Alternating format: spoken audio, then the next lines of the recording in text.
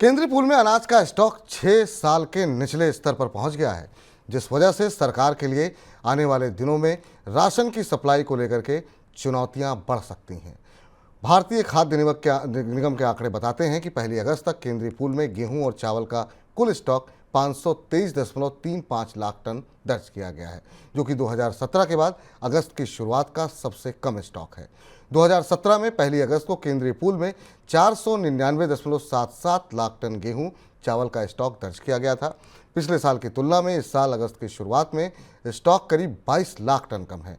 पिछले साल 1 अगस्त को केंद्रीय पूल में 545.97 लाख टन स्टॉक था।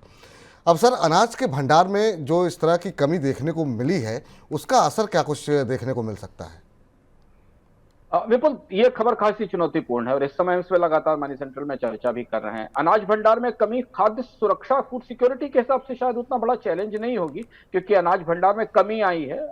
सरकारी स्कीमों के लिए अनाज उपलब्ध रहेगा, पर बाजार की अंतर्धारणा को बिगाड़ने में महंगाई की संभावना को बढ़ाने में इसका बहुत बड़ा योगदान होगा।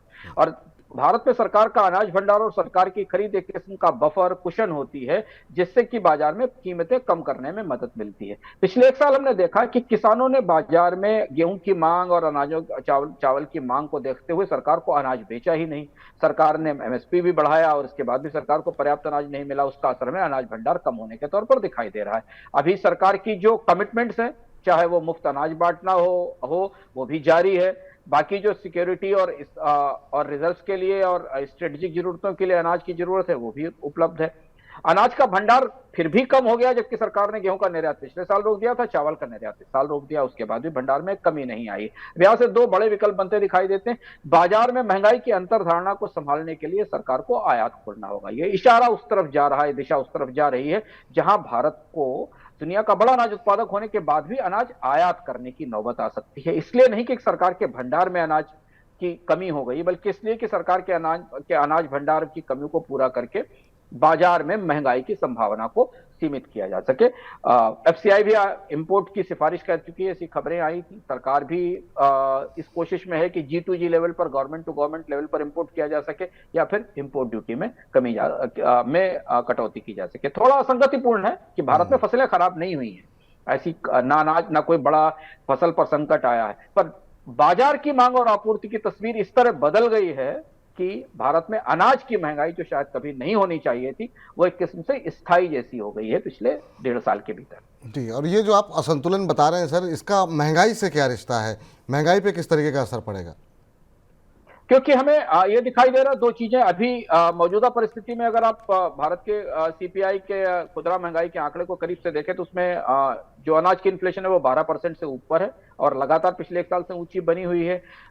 इसके कारण कंपनियां ये मान रही हैं कि पूरे फेस्टिवल सीजन में जितना भी स्टेपल फूड है उसकी कीमतें बढ़ने वाली हैं। यानी वो जो सामान आप बाजार से खरीदते हैं, चाहे वो रेडीमेड फूड हो, आटा हो, पास्ता हो, बिस्किट्स हो, इनकी सबकी कीमतें बढ़ने वाली हैं। और चूंकि मानसून को लेकर चुनौती और संकट लगातार बना हुआ, हम बता चुके हैं कि अगस्त का महीना पिछले सालों का सबसे सूखा महीना था, कम से कम पिछले 100 सालों का सबसे सूखा महीना था। तो अब सरकार के अनाज भंडार में कमी, बाजार में अनाज आपूर्ति की चुनौती, विदेश से आने वाला गेहूं महंगा हो सकता है क्योंकि विदेश में कीमतें पहले ही बढ़ी हुई हैं गेहूं की ऐसी परिस्थिति में आपको सिर्फ कच्चे अनाज की नहीं बल्कि पैक्ड फूड की महंगाई का भी सामना करना पड़ सकता है। और एफएमसीजी कंपनियां इस महंगाई के लिए तैयार हो रही हैं। यानी जब तक त्योहारों की तरफ आप बढ़ेंगे, तब तक बेसन और बिस्किट्स और काफी सारी चीजों की कीमतें बढ़ती हुई नजर आएंगी।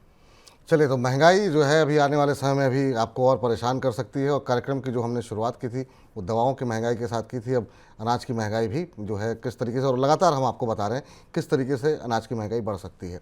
इधर मानसून के बिगड़े संतुलन और रुपए की गिरावट की वजह से इस बार के त्योहारी सीजन के दौरान पैक्ड फूड के आइटम्स की महंगाई बढ़ सकती है, जिसका जिक्र अभी अंशुमान सर कर रहे थे।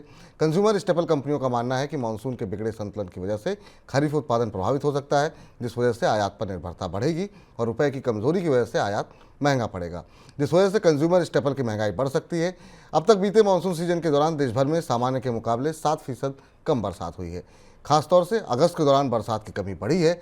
1 जून से लेकर के 22 अगस्त तक देश भर में औसतन 587.9 मिलीमीटर बारिश हुई है, जबकि सामान्य तौर पर इस दौरान 635.4 मिलीमीटर बरसात होती है।